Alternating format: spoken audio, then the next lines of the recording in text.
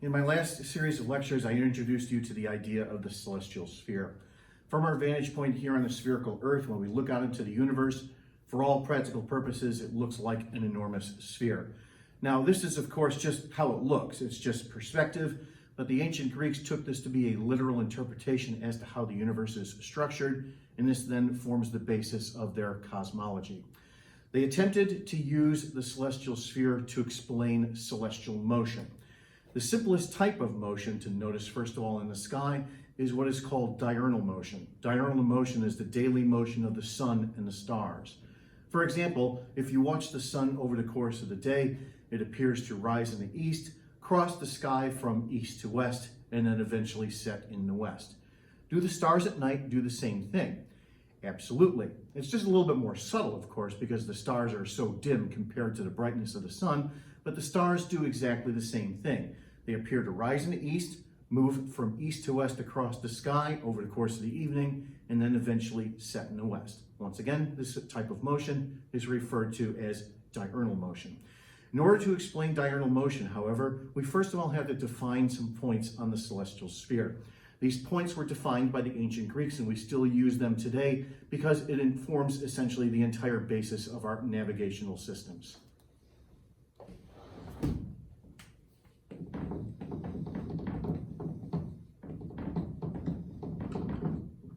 Okay, so first of all, we have the finite-sized spherical Earth. We know the Earth's circumference. We know the Earth's radius, for example, from Eratosthenes' measurement around 240 BC. Okay, so here's the spherical Earth. Here's the Earth's equator. Here's the North Pole, and here's the South Pole. And then the celestial sphere is of essentially infinite radius. Now, of course, I can't draw that. Well, let me just draw the celestial sphere like so.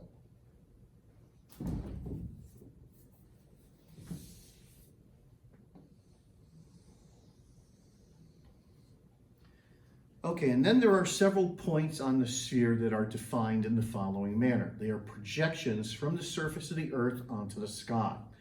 For example, take the North Pole and project that onto the sky, and then you end up with a point right here that is referred to as the North Celestial Pole.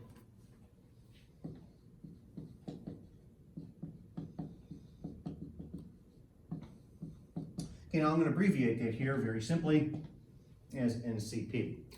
Now do the same thing with the Earth's South Pole. Project that point onto the sky, and then you end up with another point down here in the celestial sphere. Of course, this is referred to as the South Celestial Pole.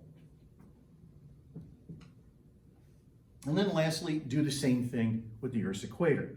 Take the Earth's equator and project that onto the sky, and then you end up with an enormous circle going all the way around the Earth like so. I'll use a different color to illustrate. Like so. And then this is referred to as the celestial equator.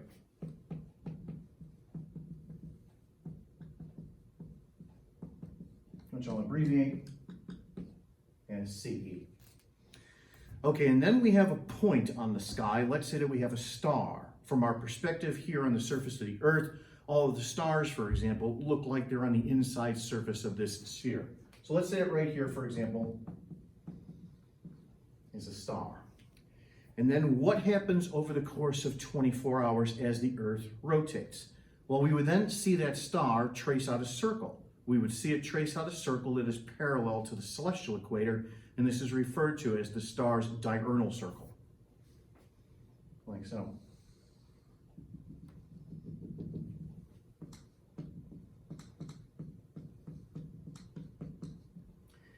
Now, you can explain the star's diurnal circle one of two different ways.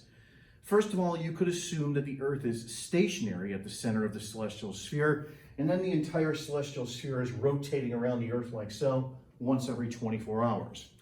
Or you could assume that the celestial sphere is stationary, and it's the Earth itself that's rotating on its axis once every 24 hours, and then from our vantage point here on a rotating platform, we then see the sky as rotating. Quite frankly, different camps, if you will, of the ancient Greeks believed one picture over the other. Quite frankly, the ancient Greeks weren't sure exactly what the correct explanation was. It turns out, however, that physical detection of the Earth's rotation actually didn't occur until relatively late in history, not until the 19th century, with a specific type of experiment referred to as Foucault's pendulum. I will illustrate that experiment at a later date. Suffice it to say, however, the ancient Greeks themselves weren't quite sure exactly what the picture was. Now, with respect to the Earth's rotation, as I said earlier, if stars or the sun, for example, rises in the east and then eventually sets in the west, in which direction then therefore does the Earth rotate? That is, does it rotate from west to east, or does it rotate from east to west? The answer is that the Earth rotates from west to east, because, for example, as we turn towards the east, we then see objects rise in the east, and then as we turn away from the west, we then see objects set in the west behind us. So the Earth rotates from west to east for this reason.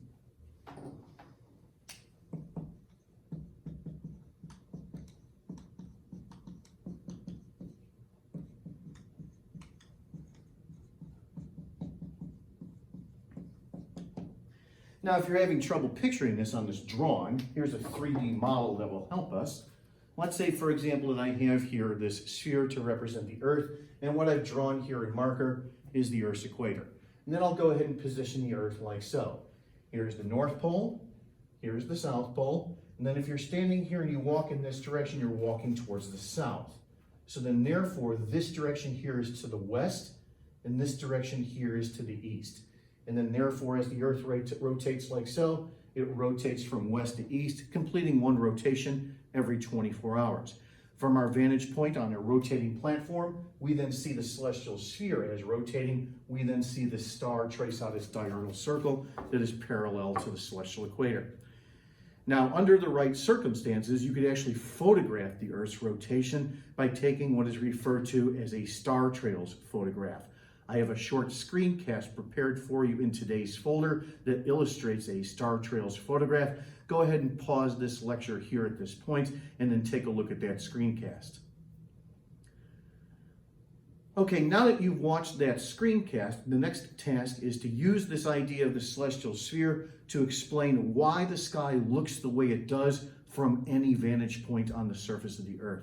I'm going to go ahead and do that in part 2 of today's lecture. Let me go ahead and pause here for part 1.